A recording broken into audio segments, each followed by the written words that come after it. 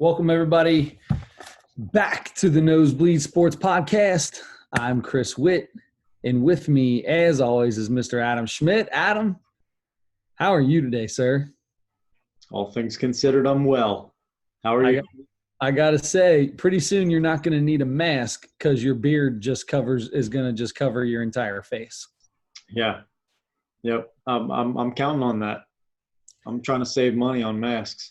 Yeah, I don't blame you. I don't blame you. Hey, so have you had any basketball here recently? Did you have an open gym here yesterday or today?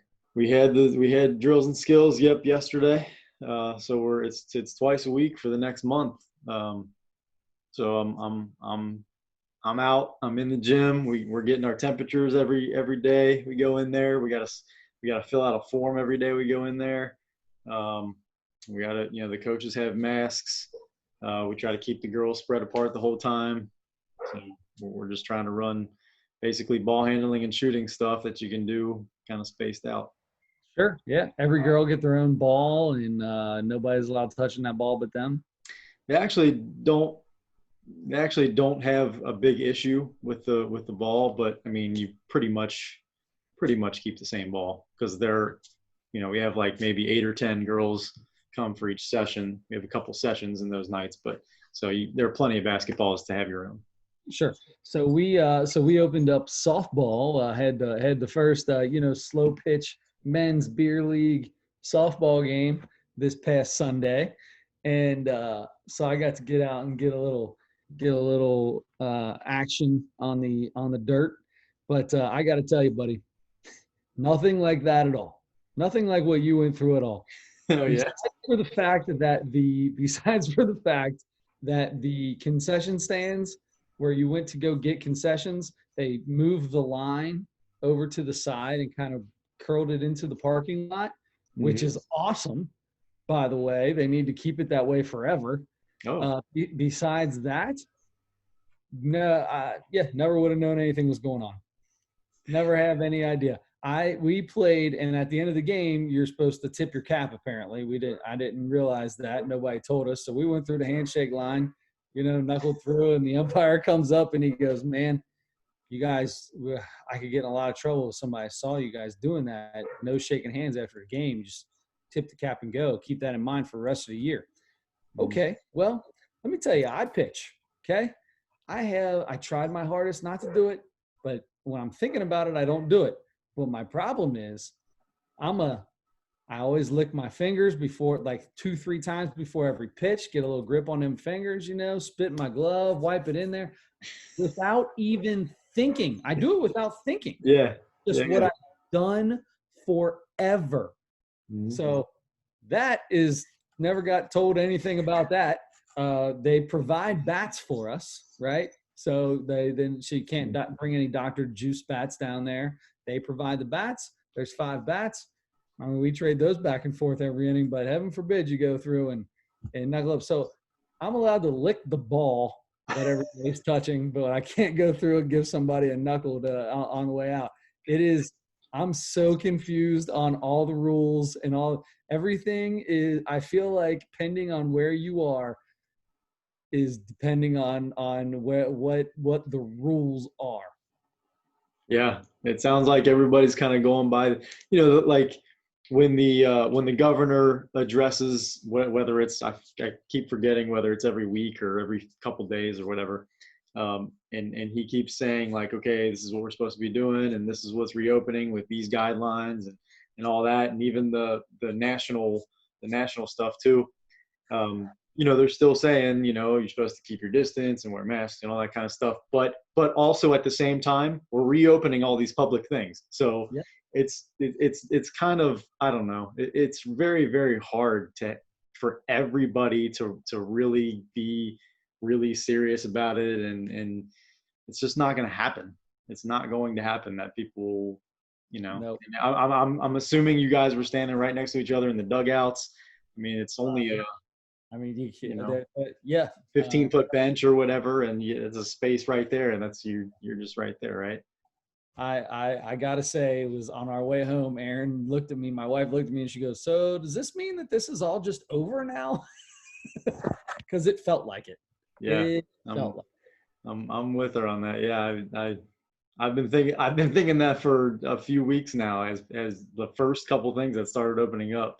You saw Yeah. all the videos of people immediately leaving for vacation and go and just doing all the regular stuff and Yep. everybody just hanging out.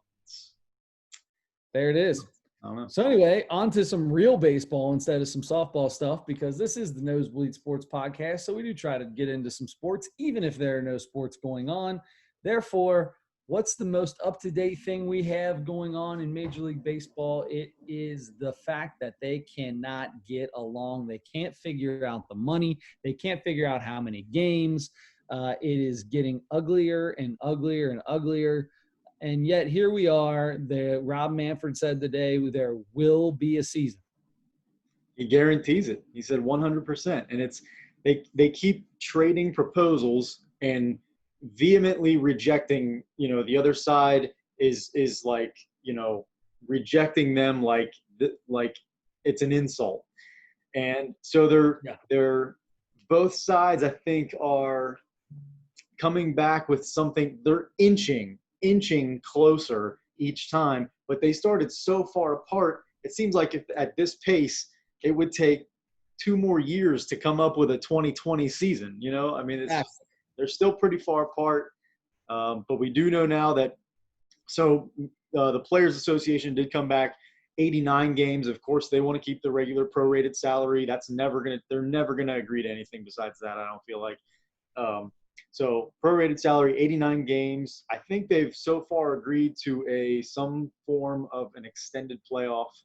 But Major League Baseball and Rob Manfred himself said at this point in the calendar, 89 games isn't realistic anymore. And whether that's true or not, or whether he's just saying that because he's on the owner's side and they want to play a shorter season. Owners pay his salary, so right. So they're apparently going to come back with something else, and if they don't agree on that, it sounds like they're pretty close to going back to the agreement they made in March, both sides, where the players are going to get their prorated salary.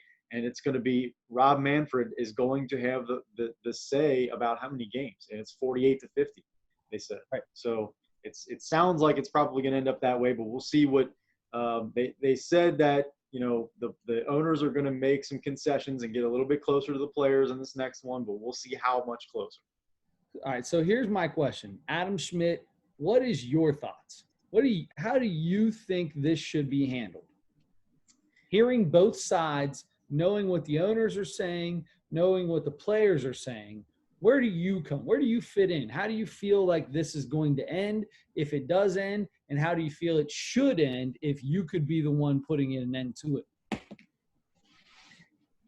Well, that's not fair. Actually, that's not a fair question because you would put an end to it just by saying don't play the season.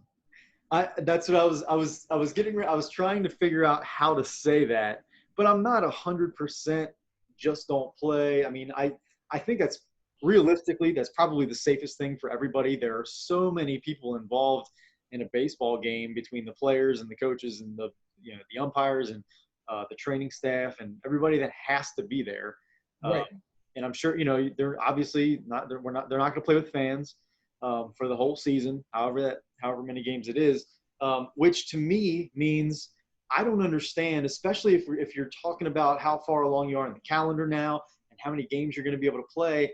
I don't understand if you're not going to be able to play with fans, why they don't just go back to what they were first talking about, playing games in Florida and Arizona and just keeping everybody in the same place.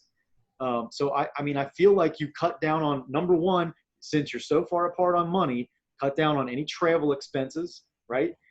And you cut down on time. I mean, you don't have to have very many – baseball players don't get very many off days to begin with how much travel they have to do. But you don't really have to – especially if you're only going to play 50 games, 60, 70, 80, whatever it is, you can get that many games in a much shorter amount of time. If everybody's in the same spot, you can have 2 different leagues, play them, figure out an extended playoffs, and then the winner from Florida and Arizona play each other in the World Series.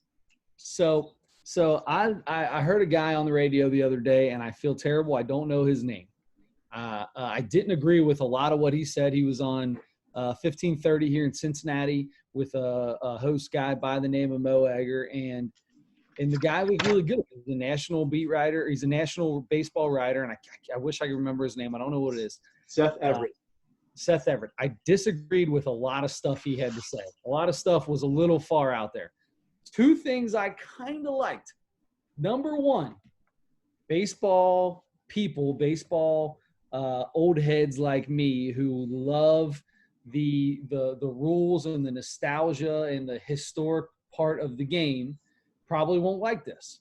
But I kind of understood it. This is a crazy time, right? We're going to play a shortened season no matter what. Just things are going to be crazy. Everybody's already mad at a Major League Baseball for the way that the players and the owners are handling the whole thing. So let's find the best way to get people back to watching baseball when it comes back. Because if you play now, it's going to be same time as the NBA, same time as NHL. Football will be creeping in a couple months anyway. So what do? They don't want a Mr. December or all that stuff. They say that's not historic. Well, there was a Mr. November because of a historic event that happened. If this doesn't catch right up there with 9/11 on how historic it is, I don't know what else would.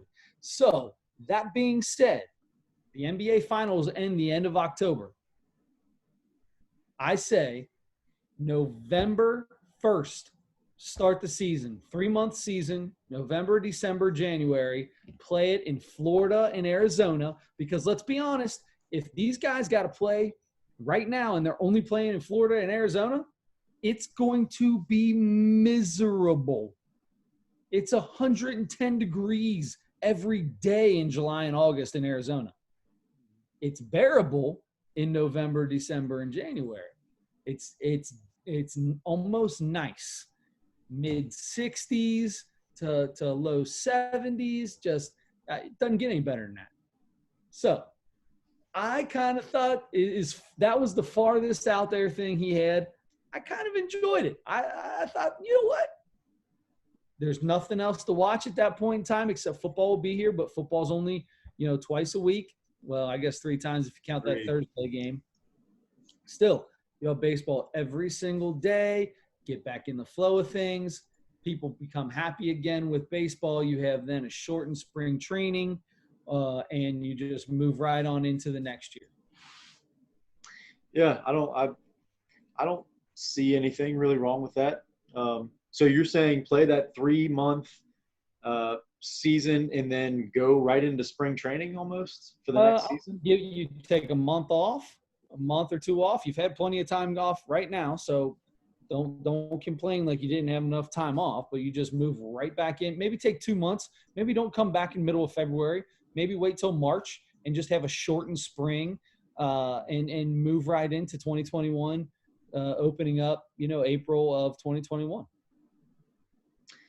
Yeah, I mean, that's the first thing I thought of when you were saying November, December, January was, you are going to compete with football. And unfortunately, because I don't feel this way, but unfortunately, more people in this country are way bigger into football than they are in baseball at this point. So for 3 days, you are going to lose those, that TV time on those games.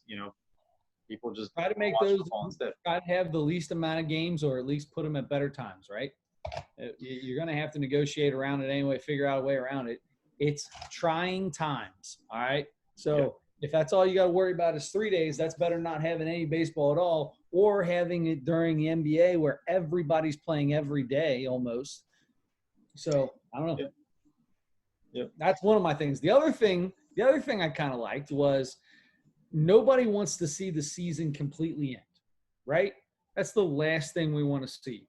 However, Rob Manfred and Tony Clark are apparently, I don't want to say they're like great friends, but they get along, which during the Bud Selig era, whoever the player rep was, not player rep, but the guy in charge of the players union did not get along with Bud Selig. And that's why you had the strike in 94. There was a lot of things that were bad during those times because those two didn't like each other and didn't want to sit down in a room and even talk.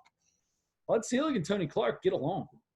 There, you see them at games. Apparently, they sit together when they're at the same games together. They'll sit and box together and watch the games. They're cordial. They're friendly. You have 14 days of quarantine, right?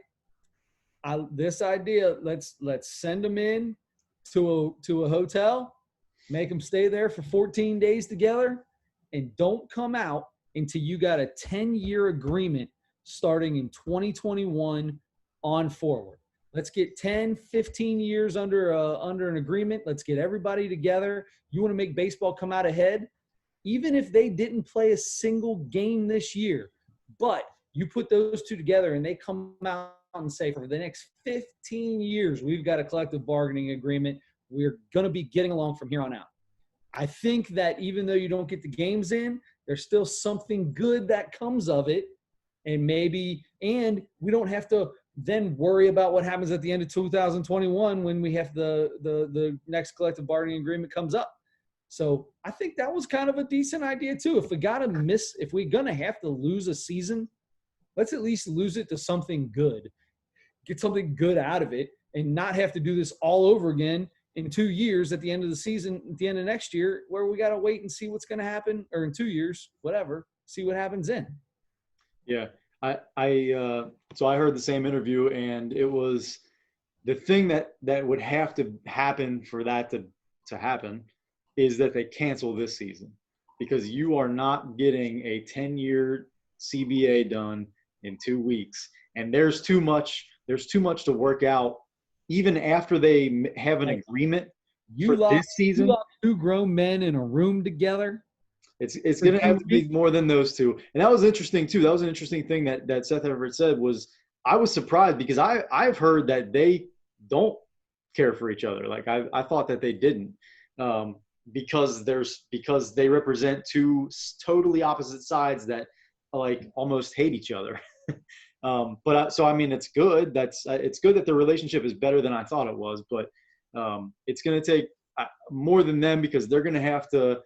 If it's just those two, probably a much better chance. But they represent too many other people who are at odds so heavily with each other that it would take more than that. But that would be ideal, though. I mean, to me that makes more sense to just totally scrap this season and concentrate however long, if it takes 2, 3, 4, 5, 6 months or whatever it takes to hammer that out. And to figure that out now, take this time that you would normally be spending on playing baseball and figure out how to make it work. Everybody's losing money this year. The owners are truly losing a ton of money, but that's the time where you have the time to go ahead, open the books up to the Players Association, say, look, this is what the realistic thing is. This is where we're at, and we're going to have to figure out something. So we got to come to some sort of middle ground here. That's the other thing. Here's the deal: as a privately owned company, I completely understand keeping your books closed. Nobody needs to see that. But if you're going to complain and cry about losing money, and you're $1 billion industry, if you want people to believe you and be on your side against these players, this is the time that you open those books up and you go, look, see, this is how I'm hemorrhaging money if we don't do this. Then you've got a point. Now you've shown the players what you're coming from, where you're coming from, and it puts the onus on the players. And I truly believe that the players will then make the correct move and do what they need to do. But right now, they all totally believe that these teams have plenty of money. And the way it sounds, depending on who you listen to, some people say, oh yeah, these teams are fine. Trust me, they're fine. And then other people are like, nope, no, man, they're bone dry. These teams don't have rainy day funds for stuff like this. So it depends on who you talk to, who you're going to believe. Me personally, hard to say that $1 billion industry, teams that are worth billions of dollars don't have enough money sitting off to the side, not just sitting off to the side, but also for what's going to be coming in to help add to that TV money that will come in to be able to do what needs to be done. Yeah, it would be interesting to see the breakdown of what really, and obviously owners in different cities are in different situations. I'm sure there are owners who, are losing money probably every year. And I could, because I've always heard that there are definitely baseball teams not really the greatest investment. I've heard that before, but there are teams that win all the time and sell a million jerseys and that kind of stuff. It's those are the teams you think of. The Well, I'm gonna tell you Yankees, the this: Red Sox. if owning a baseball team was not profitable, and you're hemorrhaging money or whatever they say about them, then these billionaires wouldn't be doing it, and teams would not be worth billions of dollars. So I don't know how much I believe that. I totally believe that owners have to put out more money sometimes than they want to, or maybe their profit margins drop a little because they want to pay for somebody in free agency or do something a little bit more, or have to pay, like in the NBA, have to pay like a luxury tax or something. However, these they wouldn't be worth billion. Every team's worth $1 billion right now. There's not a team in Major League Baseball that's not worth at least $1 billion. It wouldn't be a $1 billion industry if these guys were hemorrhaging money every year. Doesn't make any sense. Yeah, I think I feel like there's enough operating costs to offset a lot of that. I mean, it sounds like $1 billion would be way too much to operate a season. But yeah, I would bet that we would be surprised at like total operating costs. There's not going to be fans in the stands. So there's the bulk of your operating costs right there per game. A ton of your operating costs come into the people you have to hire, the security, the parking, the attendance, and all those. There's a ton of people. There's a ton of operating costs that'll be taken off just by not having fans in the stands. But if you have, for 40,000 fans, if you have 1,000 people working throughout the ballpark, or even 2,000 or 3,000 people working throughout the ballpark a game, you're losing all the money that's coming in from the 40. Even if you cut, a red stadium holds 42,000, and you have on an average night probably 18 to 20, something like that. I mean, maybe they fill up half the stadium on a regular night, right? If you're lucky, right. So, but even then, you're losing that much gate every night, and that has to way outweigh the people that you bring in to operate, just the employees. But electric that has to. I feel like I need to know. That's why I think these guys need to open their books up so we can see what is that cost, because it's nowhere near what they're making in TV money. I guarantee you it's nowhere close to what they're bringing in TV money. Yeah, and that's probably different in different markets as well. I mean, and then obviously, if you're a Yankees or a Red Sox team, or somebody who's in the playoffs more often than anybody else, that's when the owners make all their money, is in the playoffs. Because number one, your advertising dollars are going to be way higher. Mm-hmm. And that's aside from the money that you have a deal with for just regular season games. Exactly. But most of the league doesn't make the postseason. You know what I mean? So I feel like I'm playing devil's advocate here, but I don't know enough. Like you said, I don't see the numbers, so I can't really do that. Nobody knows. They just tell you, and you're supposed to believe these I say greedy owners. I don't know that fair. That's not fair at all. I stopped myself. It's not fair. But at the same time, I don't trust anyone that owns $1 billion company that's going to tell me they're losing money. If your company's worth $1 billion, it's hard for me to believe not just losing money, but hemorrhaging money. Like you're spending hundreds of millions of dollars more than you're bringing in. I find that almost impossible to believe. Yeah, I'm trying to think of other businesses. I mean, I feel like I hear that in other businesses. it's in $1 billion is not that you have a pile of $1 billion. It's Of course assets, not. right? I Right. mean, and Exactly. that's the It's what assets are what you have to. You have that in assets. You have a great American ballpark, but you pay God knows what for to do everything it costs to keep that place up. I imagine their electric bill each month is more than I will ever make in the totality of all of the employment in my life and yours put together. I don't know about per month, but Maybe in the middle of the for season, a maybe. year, yeah, I think you're definitely right. I mean, I bet it's 10 grand a month. Oh, easy. I'll bet it's more. You think it's more than that? I'll bet. They're getting, but Duke Energy is a part of a sponsor They're a element. So sponsor, so they they're get a getting 25% off coupon every month. Yeah, that's true. exactly. They're using that 25% off coupon, man. It's only costing them 4Gs. 4Gs, ain't nothing. You think that sign on the outfield wall is a sign? It's a coupon. They got It's to scan that thing every month. It's got a barcode on it. That's right. Got a barcode on it. So I don't know, man. When it really comes down to it, I would love to see baseball being played.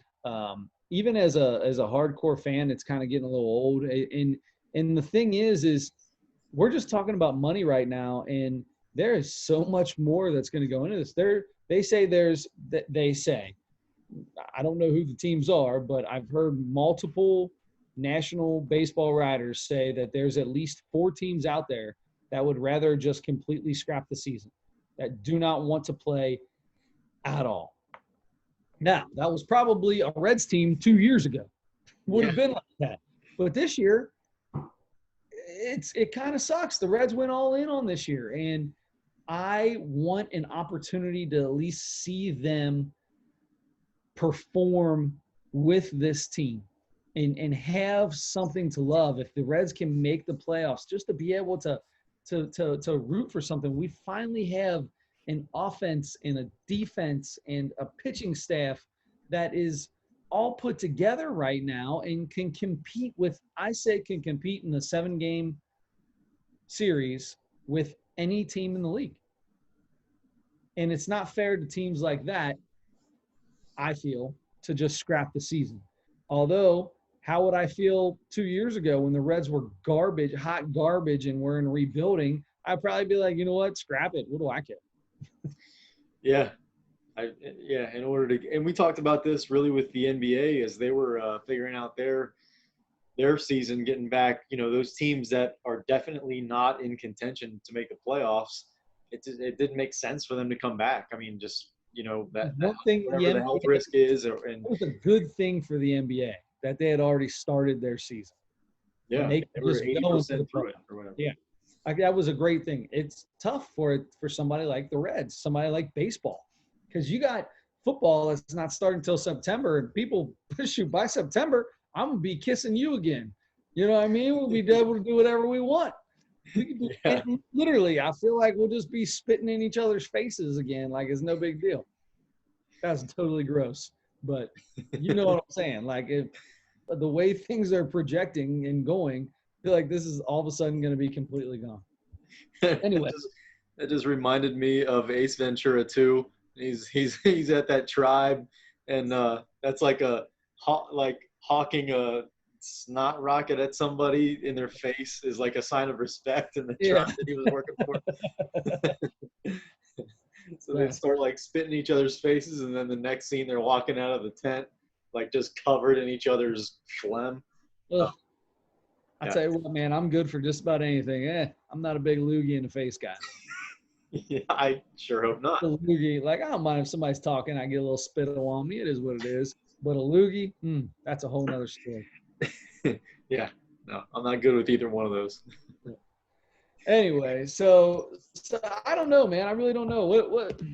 I don't know what to think about it, but I do think we will play baseball this year. I believe Rob Manfred. I do believe we will play. Although I never heard anything about this. Rob Manfred could make everyone play, basically. I never heard that he had this until yesterday. Like, I didn't know that was even a thing. Apparently, it was part of the agreement from March. Yeah. Yeah, Chris, I feel like by next week when we are back here again talking about this thing, I feel like maybe by then they might, as far apart as it seems like they are, it sounds like they're a little bit closer to just falling back on that agreement they made in March 26th, and That's how uh, it should. Hey, as far as I'm concerned, it's how it should be. You it's make going an to be a agreement short. back when it started. There's no reason to go back against it. Yeah, it's going to be a short season. So, and the players are going to just get their regular pay for each game, and um, that's kind of both sides are kind of giving something up there, and then they're going to have to agree on. That's the thing that might hold it up is I think they've both been on board with an extended playoffs, but how that works and how many teams there are and what the series are going to be like and where it's going to be played and all that kind of stuff. I feel like that's just another opportunity for them to try to just disagree to disagree. I hope that's not the case, but that's those two sides. I mean, that's how it's been for a long I time. don't understand why so many owners are hell bent on having these games being played in their parks. I totally agree. Thank you. It's got to be an advertising thing because they can put some advertising in the backgrounds. That's going to be the only thing I can think of because the advertising has got to be worth more than what it costs to turn the lights on because they got to put out quite a bit more money to have it played at their park. Whereas if they're playing in, a total of 6 parks across the country in 2 different states, and everybody just pitches in on that, I feel like that's way better for them hemorrhaging all this money.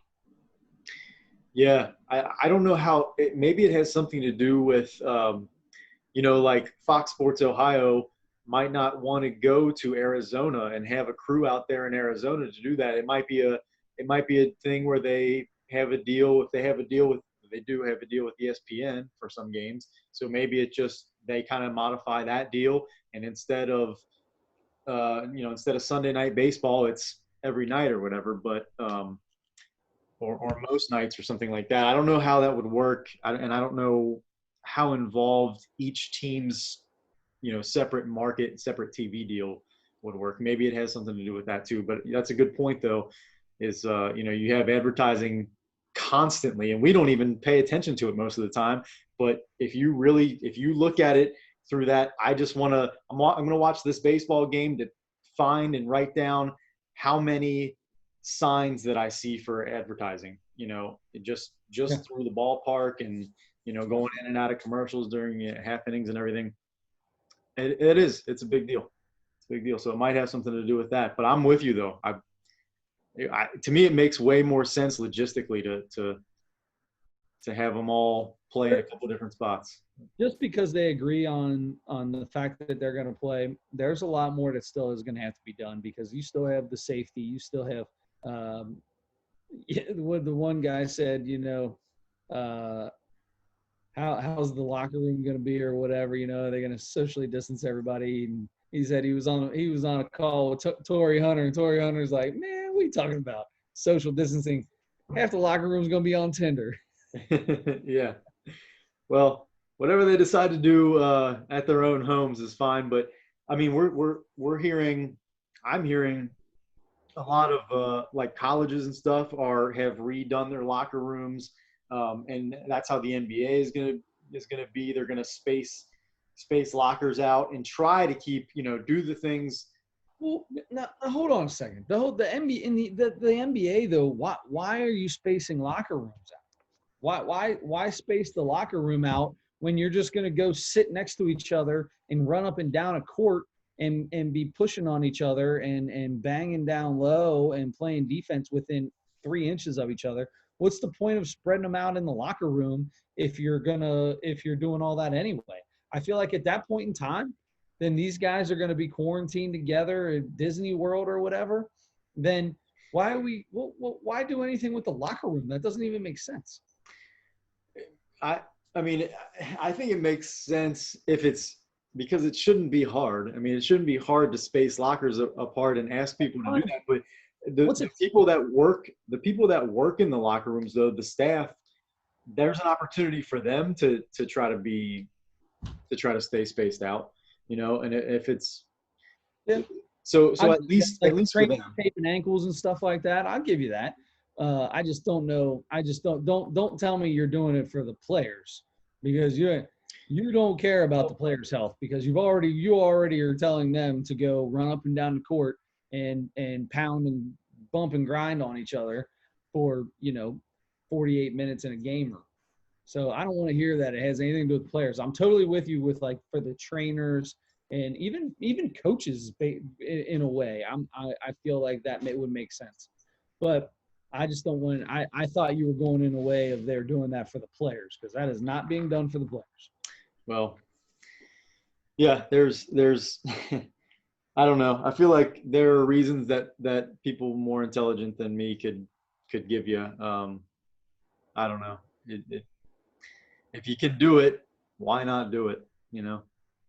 But If it made sense, and that after they walked out of the locker room, they stayed that way, they stayed spread out, and they stayed then, because then, yeah, I would totally agree with you. yeah, But if they're not going to stay that way anyway, then what's an hour or two in the locker room going to change compared to the rest of the day? That's just my opinion. yeah, I think there's a lot of stuff right now that's starting to get where people are like, well, do this when you're over here, but when you're over here, it is what it is. But over here, I want you to do this. But over here, if you feel like it. But over here, must do. But you're still letting everybody do things. Things are getting a little bit weird, and if they still want everybody to keep their distance, and I say just cancel it all, stand firm, say no, whatever. I've got to watch the Reds. I'll watch the Reds 1990 World Series again. yeah. They've already shown it all the way through twice. Yeah. Yeah, and I'll tell you what. It's funny you said that. I hate to say this on a sports podcast, and I identify as I'm a very one-dimensional person in that I am like a big sports guy, and I don't know a whole lot else about anything else.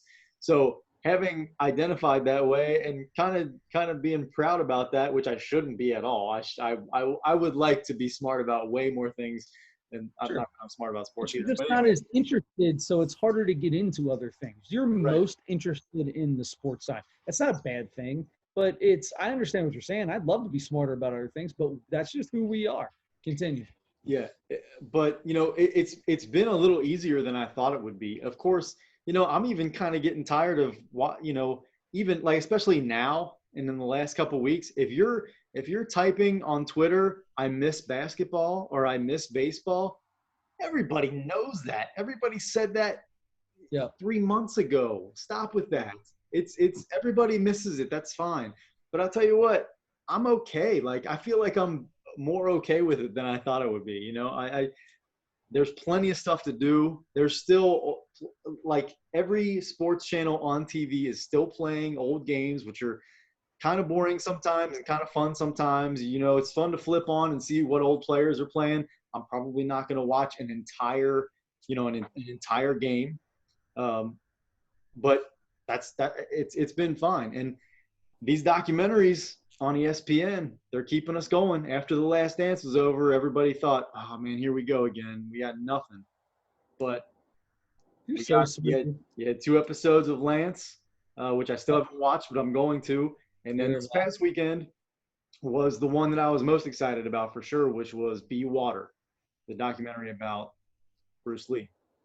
So we both watched the documentary about Bruce Lee, and we wanted to kind of go over it and talk about it.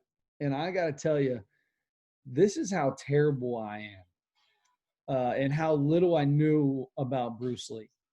You've seen I've seen all the Bruce Lee flicks, right? I mean, the guy had the greatest sound effects in the history of karate movies, kung fu movies or whatever it is. So up until this, I thought he got shot on stage when somebody was supposed to have fake bullets in their gun, and it was like a real bullet or a prop bullet screwed up or something, and shot and killed him. That was his son. That's how his son died in 1993. Mm-hmm. I was way off. This dude just had a really bad headache and took some pills and never woke back up. Yeah. Yeah, but even with Bruce Lee's death, there are conspiracy theorists that have been talking for years and years about, possibly some foul play maybe. But Sounded like they wanted to talk about it. The guy who was talking about that girl who gave him medicine or whatever, yeah, sounded like they wanted to bring her into that somehow.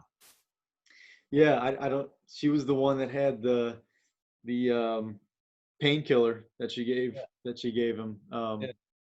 But yeah, it was Equagesic that she gave him, which I was looking at this earlier. Was apparently he had the cause of death was that, or well, not the official cause of death, but they say that it may have been a reaction, like an allergic reaction to, I think it's Mepra.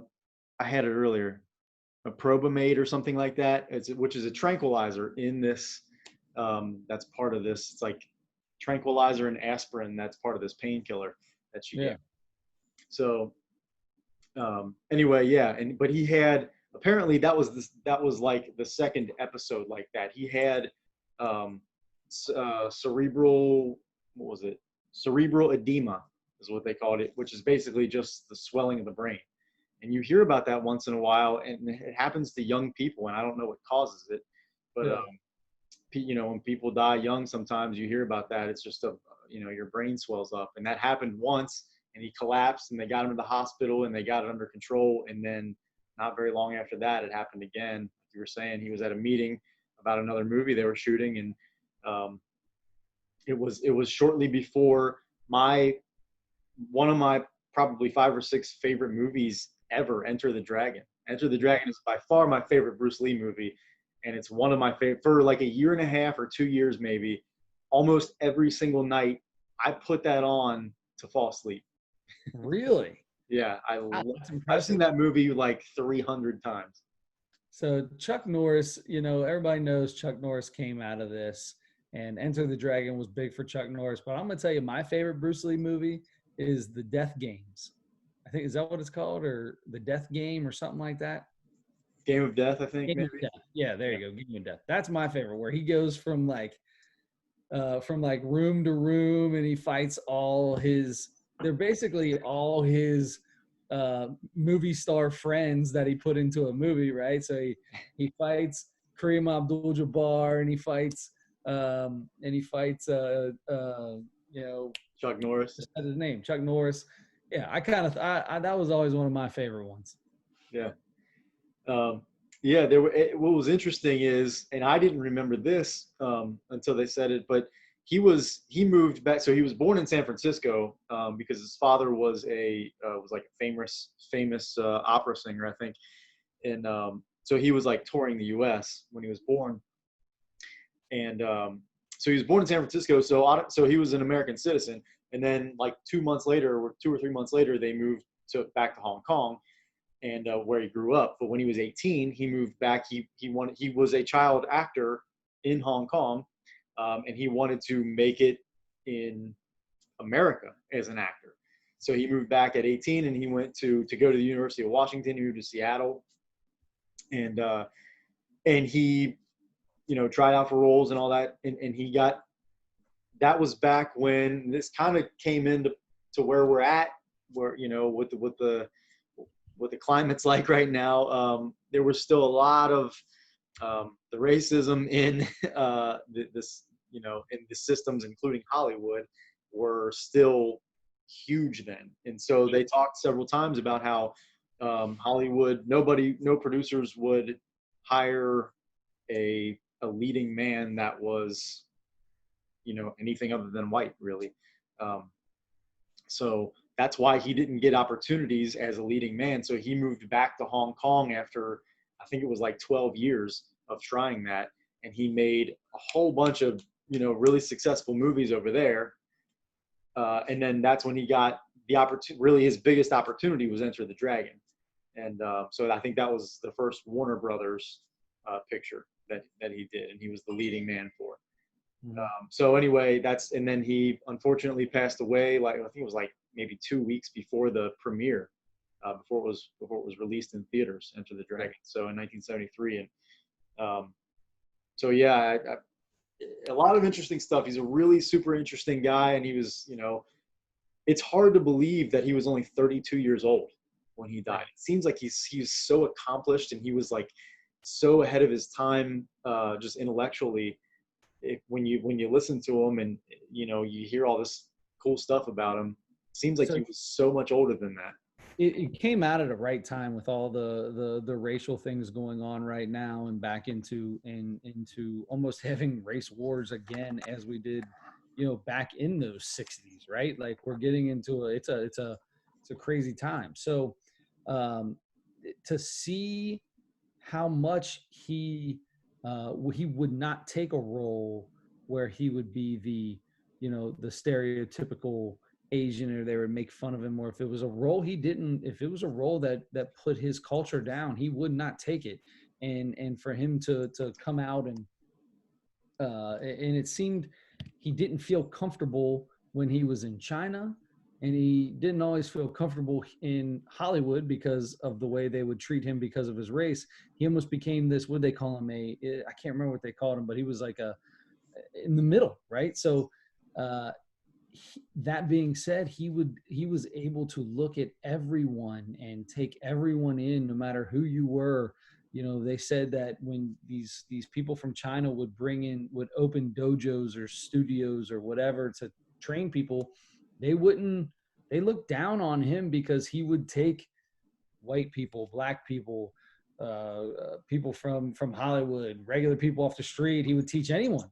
He didn't care. Like, it didn't matter who you were. He just wanted to teach it. And it wasn't even kung fu that he was teaching. He was basically developing his own style of martial arts, where he would take, it was based off of that. But like he said in one of his movies, he said, the guy said, yeah, he's teaching me all that stuff. And he goes, I'm not teaching you. I'm not teaching you anything. You just have to learn you have to learn your body and how everything works for you. And I kind of like that. It's not that dude would have been a killer in MMA. Oh yeah, and that's the coolest part. Jeet Kune Do is the his martial art that he created, but it was all based on. That's the coolest part to me, is he took philosophies and I don't know how to say it, but he took things from several different martial arts. He even talked about how he studied Muhammad Ali and Ali John and Lewis, yeah. and so, boxers and just people from everywhere. And that's part of what the be water thing was. Is he talked about water adapts to whatever container it's in, or wherever it's pushed to go by maybe by the wind, or maybe it's in a glass. It takes the form of the glass. Adaptation, and just being free flowing, I guess, and being able to handle anything because you're prepared for anything. At least that's how I understood it. He says some things that I'm like, I'm just not on that level, man. I just don't know. Strongest metals, yet you can put your hand through it. Like, it's soft. It's the softest thing there is, yet it can permeate the hardest materials. Like, it was really cool, the be water thing, the way they brought it up about 6 or 7 times in it. And it was kind of cool. Yeah, the guy had his mentality, and he knew who he was and who he wanted to be and what he wanted to do. And it's pretty cool watching all that stuff, man. I love going back, and I think history is a very important thing that I wish I read more about. Now, I'm not going to read about it, obviously, but I wish I would watch more documentaries. How about that? Yeah, they're available. I love documentaries. I'm enjoying them more and more all the time. But yeah, I something you said just a little bit ago. He was like so true to himself. Like, he wouldn't take roles that like traditional Hollywood roles back then in the 60s or 70s in America that typecast Asian actors, right? And so he wouldn't do those things, and until he got the lead role that he finally got. And that was an interesting thing that I heard about Enter the Dragon, was that he agreed to it and everything. He got there. he flew to LA or whatever to shoot it, or actually it probably wasn't shot in LA. Some of It it was, maybe, oh, but it was in Hong Kong. It was in Hong Kong. I'm pretty sure. was it shot in Hong Kong? I think it was shot in Hong Kong too. Anyway, Yeah. he went to where they were going to shoot, and then he like said, "Hold on, I'm not doing this until," because he had some things in the script that he wanted. He said it was too like surface level, too you know, too Hollywood kind of stuff, and he wanted to get some things in there that really kind of got his thought, his philosophy, and kind of his he wanted his touch on the script. Right. And they said no at first, and then he like kind of He said, didn't show up. yeah, He didn't show basically, up to the set. yeah, I'm not coming in. I'm calling in sick if you're not going to let me have a little say in this thing.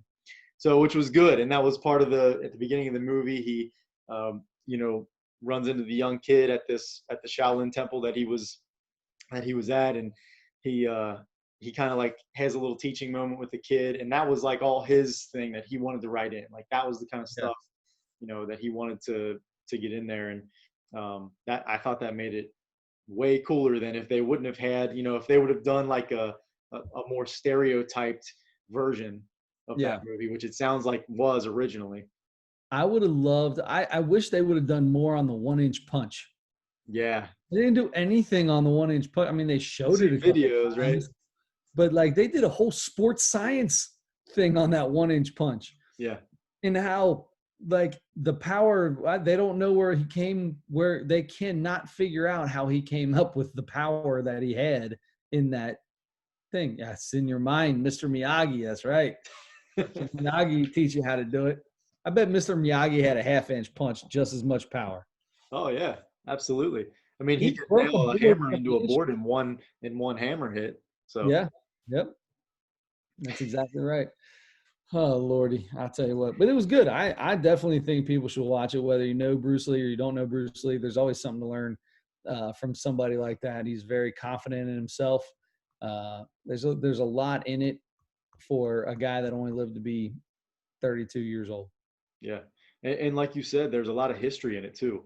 Mhm. American history, Chinese history, the history they talk about between the Chinese and Japanese, how they hated each other Mhm. for a long time, and that's he grew up.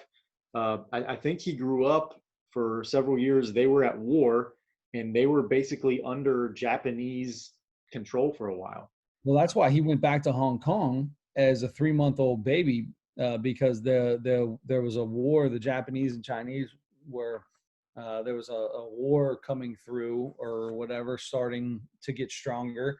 And in that culture, in that Chinese culture, you are with your family in times of crisis like that. So they up and packed everything up, and they said, "We're bringing everyone with us." And they were with their family during that time for whatever the things that they did. Yeah. Yeah, and that's when he got into, because they said when that war ended, his father started working. His father was a famous actor, and I think it said opera Yeah.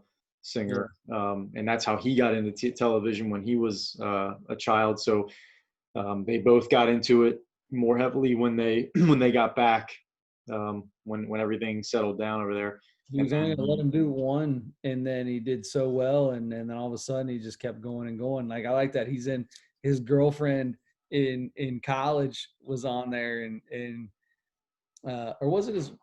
Yeah, it was his girlfriend. I think it was his girlfriend that they were talking to, not his wife, but one of his previous before that girlfriend. And she's like, we all go to the movies. We all go to Chinatown and go see this movie, and it was a movie that he was in, and nobody knew that he was a child actor. Like all yeah, these people that are in, because when he moved in and went to school, he wasn't doing any acting or anything at that point in time. He was just teaching. He was going to school and teaching kung fu, and that's it. And so these people didn't even know that he was in it, and then they see him and he's just like, yeah, I was working. yeah, Bring home some bacon for the family. yeah. Yeah, that was really cool. This coming weekend, so it depends on when you're listening to this. We probably shouldn't do timestamp stuff, but it's if you're listening to this within a couple of days, and I hopefully Yeah. will be able to get this posted earlier than I did last week. Um, but the long, I think it's Long Gone Summer or something along those lines. The one on Sunday on ESPN I'm about super McGuire excited. and Sosa in '98. This is coming out at the best time because that is what brought baseball back from the 1994 strike. Was the 1998 home run battle between Sammy Sosa and Mark McGuire. We are at the preface of seeing the exact same thing about to happen in baseball, and hopefully by the time that comes on this Sunday, we'll have an agreement or we'll know what's going to be happening. So next week, if we can talk about that documentary, how it's going to affect and how close it will be towards what's going on now in baseball, will be kind of fun to see. Yeah. Yep. Watch your documentaries, sports or not sports. A lot of good information out there. There you go. Well, oh, go. What do you got? I'm sorry. No, we're talking since we're on the topic. When you get on Netflix right now, I don't know if it's doing it every time, but I know yesterday I got on there and the first screen that comes up is a screen full of like documentaries about like race relations, history involving that kind of stuff. So check that out on Netflix. And as a matter of fact, there was a documentary, a really good documentary that I had heard about like 3 years ago. And I think when I first heard about it, I looked for it, couldn't find it or something, but it is on Netflix. It's called 13th. If you're looking for information about what's going on right now, it was made in 2016, but it's relative to today for sure. And it's mostly about history. So check that out. 13th. I saw a lot of people on the chat snap and the tweetosphere talking about this 13th, saying that this is a must see, it's a must watch. Yeah, that's kind of cool. Cool. Hey, by the way, it's good. Getting into if we're going to talk about that real quick, I do want to say, you know what? Nah, we'll save that. Maybe we'll save that for some other time. Okay. That's we don't need that. Anyway, speaking of Netflix, I did not watch Michael Che. That's okay. And what's funny is, so it'll give everybody another week to watch it, because I'm telling you, you need to watch this. Something happened, and I meant to look it up before we came on, but something happened, I think, similar to what happened in the last month or two with all three of the black people that were killed by white people, whether they were cops or former cops or whatever. Something similar happened in 2015 or 16 when he shot that thing, because it's called Michael Che Matters because he talks about the Black Lives Matter. 16 was that the Trayvon Martin, I think. It might have been. I wish I could keep them. I don't wish I could keep them all. I don't wish I could remember them all, really, because I don't want to. But I wish I could, and I don't mean like they don't deserve to be remembered. I just mean they're such awful things. I just don't want to. Yeah, but it's dates that are so important to the culture that we live in right now. They're going to be important in the future of our history. Yeah. When it comes down, this is not something. There's a lot of things that are happening right now in the legislature and Congress and Senate and things like that. There's a lot of laws being looked at for a lot of different things, and none of these things are things that are going to be done this year or next year. This could be. This is still going to be an inch fight to get full equality, and it probably will never happen in our lifetime, which is a horrible thing to think about or say. But it's just such a slow-paced thing to get all these individual small things taken care of, to get and let people feel some kind of equality, that it is going to be important to have these dates. The George Floyd is going to be a huge date in history. Trayvon Martin will be all part of different things that happened in this to bring us into where we're at, 5, 10, 2, 3, 20, however many years from now. So it's okay to say what you're going to say. I wish I remembered the date. It's okay Yeah. to say it. That's But what I'm trying to say. yeah, I was just trying to remember what it was that prompted him to make that such a big part of his show, including the title. But That was 2012. He talks about a lot of race stuff, and it sound, if you don't know that was filmed or released in 2016, if you had no idea, you would think it was happening. You would think it was just released this week. It's kind of freaky almost, how much it sounds like it's so. Like he could do the exact same stand-up thing right now, and it would just blend right in. Yeah, and I feel like it's a little different now because I'm not sure you could do the same jokes right now that he did.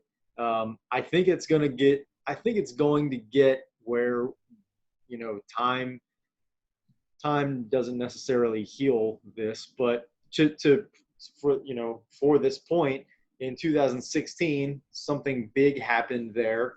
There were probably some protesting, some upheaval, and eventually that kind of like died back down, and everybody kind of went back to the same old thing. And that's what we're trying to make sure that doesn't happen again, right? Because we don't just want to be like, okay, well, it's been 2 months now, so let's just move on or whatever. That's why people are still out, still trying to make their voices heard and everything. But it's I hate to get away from it. It's really, really funny. So just listen to it. I mean, or just watch it. I mean, we talked about that at the end of last week. Like it's humor about race, difference between white people and black people. You'll be surprised maybe about some of the things that he has to say. But I think it's really, really, really funny. And he doesn't just talk about that the whole time. He's got a lot of really good material on a lot of different topics. So, but Michael Brown. That was what this would have been after. Michael Brown. Michael Brown. Okay. Michael Brown was 6 in Ferguson. So it's funny. I mean, he actually makes some good points within his jokes too. So he does a good job of. Anyway, that's what a good comedian. If you're going to do these jokes, right? The jokes that you're going to hear. If you listen to Michael Che with us last week, or you didn't hear it last week and you're going to listen to it with us this week, number one, it's important to still laugh in hard times, right? Because it keeps an upbeat feeling in you of some kind. It releases endorphins in a different way. So it's good to still do that. And besides that,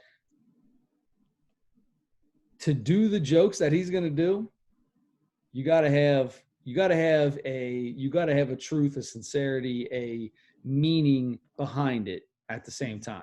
And I've seen Michael Che before, and I know the dude, when he does the way he gets on, what's the guy's name that he's Colin on? Jost. Colin Jost. The way he gets with him, it is pretty funny. So I'm really looking forward to this. Should be really good. Yeah, this special, I saw it. I don't think I saw it when it first came out, but I saw it a while ago. And then at that time, that was like the first time in a really long time that I started watching Saturday Night Live a little bit again. Really? Yeah. And then I kind of didn't for a little while again. And then I saw he was on Bumping Mics, which is it was like a 3-episode thing with 2 comedians, and he made like a guest appearance on there. And in the 2 or 3 minutes he was on stage with these guys, he was super funny. And they had a bunch of comedians come up and talk to him and stuff, and he was probably the funniest one. And so it like kind of got me back into it again. So for the last maybe 5 or 6, 7 months, something like that, I've tried to. I haven't watched every one or anything, but I watched that specifically, especially for Weekend Update, because like you said, he and Colin Jost, especially when they do I think around Christmas time, and they write each other's jokes. They don't get to see it. They have to write each other's jokes, and Colin Jost will just it'll just come up on the screen for him to read, and he just goes, yeah, no, Nope. I wish they did a whole hour-long program of those. Just write an hour's worth of jokes for each other, make each other as uncomfortable as possible. It's the funniest thing on that show right now, I'm telling you. Yes. Yes, it is. Yes, it is. No doubt about it. All right. So I'm watching it tonight.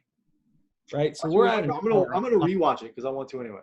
We're on an hour for the podcast right now. So we're breaking records Yeah. about getting done so fast since the COVID hit. So I got plenty of time tonight to go watch this without it being 3:00 in the morning. So I'm excited. I'm watching Michael Che tonight. Do it. And we're watching. And so next week we'll have Michael Che. We'll have more Major League Baseball.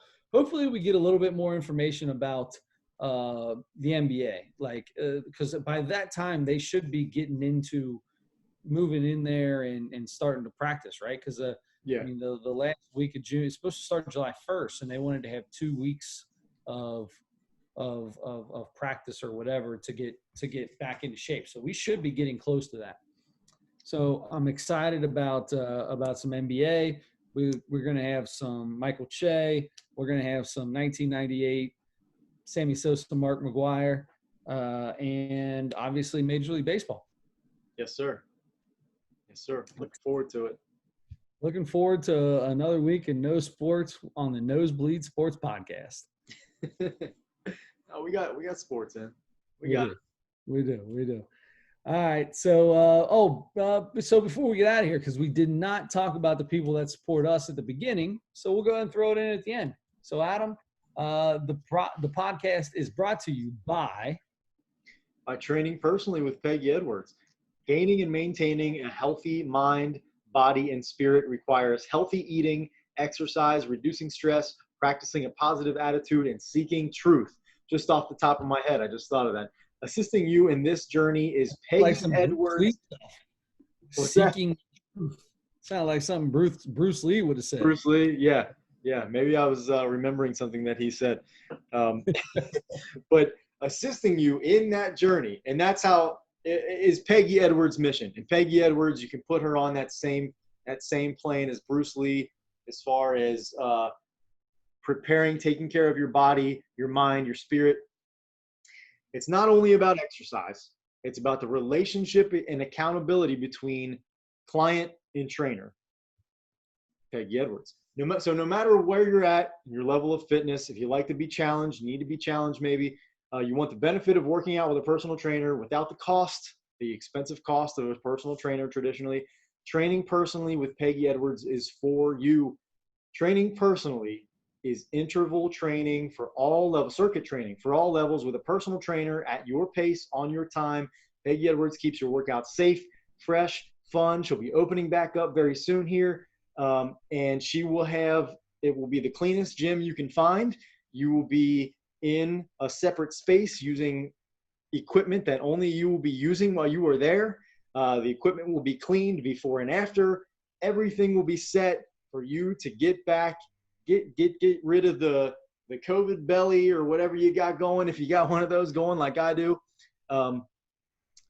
it's located, when she does open up, located at 3634 Boudneau Avenue in Cincinnati, Ohio. And you can find out all the information you need about the reopening and all the precautions she's taking by checking out her Facebook page, Training Personally, on Facebook.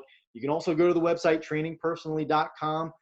Any questions you have can be answered on there. If you still have questions, email her, Peggy, P-E-G-G-Y, at trainingpersonally.com, or give her a phone call, 513-328-0296. That's Peggy Edwards with Training Personally, 513-328-0296. Also by Ohio Mosquito Control. At Ohio Mosquito Control, they offer quality services to the Cincinnati area, reasonable prices. They're family owned and operated. The professional mosquito control service, just a phone call away. Call or contact them online at ohio-mc.com. You can book everything online. You can schedule residential. Right now is the time to do it because you're already a little bit, you're the buck's behind right now. If you like to be outside, you're a step behind. You're about a month behind, but that's all right. They will hook you up. They'll get you caught up, make sure those bugs are gone. Nobody's getting bit. Nobody's getting hurt. They'll do one-time sprays. If you got a party coming up, they'll set you up on a program for the summer, and they will get you taken care of. Just make sure you get a hold of them, ohio-mc.com. Family owned and operated. They guarantee their service. So if you're getting bit up within a week of the spray, give them a call back. They'll come out, no charge, and take care of you. Get a hold of Jason at Jason. I'm sorry. Get a hold of Jason to take care of you there. Family owned, like I said. 513-347-3594, 513-347-3594, or ohio-mc.com. I use them, and they're phenomenal. Did you do it again this year? I haven't called them yet. So the bugs are coming out. So it's time. You're behind, dude. You're behind. You're behind. It's gonna get worse, yourself in a room. You're locking yourself in a room, in a closet, inside of your room, inside of your house right now. That's the only reason I haven't, because I'm not going outside. Exactly, but I mean, you're pale white, dude. You're pale white. Yes, I am. Yes, I am. So yeah, you need a little sunny D, a little vitamin D in you, and the sun will help you on that. So get yourself out there. I use it. They're phenomenal. They do a great job, and yeah, that's about all I got, bub. Good work this week, man.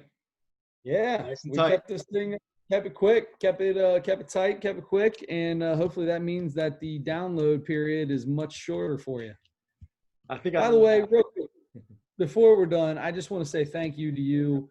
You have taken on producer realm, which has not been easy since this is all started. Downloading everything, posting it everywhere. I've almost forgot how to do it. So I appreciate it. Adam's got us back on YouTube. I couldn't even get us on YouTube. Adam's got us back on YouTube. That's how good he's done in this COVID time. So I appreciate it, sir. Hey, I thanks for saying that.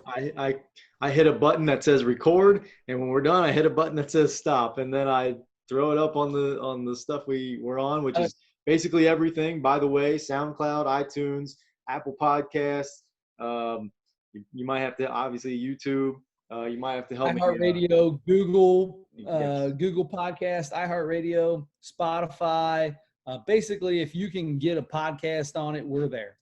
We're there, and we will be there. Hopefully, this will be up sometime tomorrow instead of Saturday like it was last time. But yeah, we should be in good shape. So if you're watching, keep watching. If you're listening, keep listening. Tell your friends and your family about it. These two bozos just sit there and talk about nothing for a while, but that's what we love. Sports will be back. We love all you guys that have kept with us, and we understand if you haven't. But sports will be back, so stick with it. We'll try to get you through the best we can, and we'll see you next week.